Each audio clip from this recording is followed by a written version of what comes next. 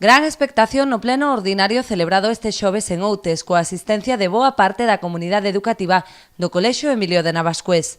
Na orde do día figuraba unha moción impulsada por Compromiso por Outes na que instaba a corporación a rexeitar o peche do centro decretado pola Consellería de Educación. O voceiro desta formación explicou os motivos polos que se opoñen a esta medida, que critican tanto na forma como no fondo. Na forma, por telo comunicado o último día do curso e sen previa consulta aos afectados.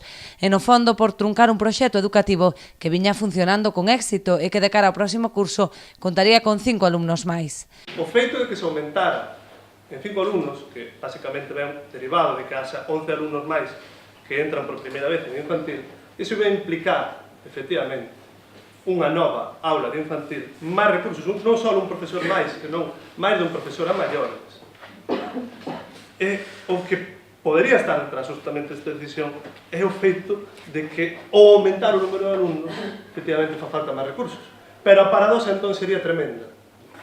Porque entón a Consellería de Educación pecha colexios non cando se reduce o número de alumnos, non, cando aumenta o número de alumnos. 5 alumnos que implicarían a apertura dunha nova aula de infantil e a contratación de 2 novos mestres, plans para o vindeiro curso que quedan en suspenso tras a repentina decisión da Consellería de pechar o centro. Como permiten que la gente se matricule sabiendo que lo van a hacer? ¿Cómo incrementan en 2 profesores? ¿Cómo se abre una aula infantil? O sea, pero bueno, vamos a ver, ¿aquí qué pasa? Es, pues sin ánimo de ofender a nadie, la derrotada de alguien, o sea, sí, de alguien de allá arriba. A pesar das peticións por parte dos grupos da oposición, o grupo de goberno votou en contra da moción. Carlos López Crespo, encargado de defender a postura dos populares, explicou que o peche do centro non depende da administración local. Criticou a forma en que se realizou a comunicación, da que tampouco o goberno local tiña coñecemento. Sen embargo, explicou que o peche do colexio non repercutirá na calidade educativa, posto que non se pechará ningunha aula e haberá 2 clases por nivel con ratios moi por debaixo da media. Manteránse, ademais, todos os servizos complementarios. Sabedores que non é o Concello quen decide este cambio. Sabedores que non se pecha ningunha aula. Sabedores de que a calidade do ensino non vai sufrir ningún deterioro.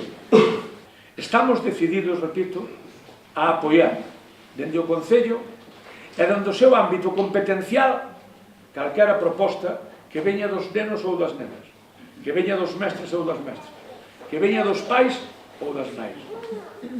Temos que manifestar, sin embargo, neste momento, que nós non imos apoiar esta proposta de compromiso, conscientes de que é o momento de propoñer solucións aos problemas pedagóxicos e organizativos que ten a comunidade educativa e non poñer complicacións aos problemas políticos. A falta de apoio dos populares indignou o colectivo de pais presentes no salón de plenos. Antes de rematar a sesión, unha representante da comunidade educativa tomou a palabra para expresar o malestar existente entre os pais, alumnos e mestres ante o inminente peche do centro. Non o sabíamos. Apoiar podemos apoiar, non estás apoiando ao pueblo. Ese é o debate. Podemos apoiar a todo o mundo. Os outros apoian, a nós non.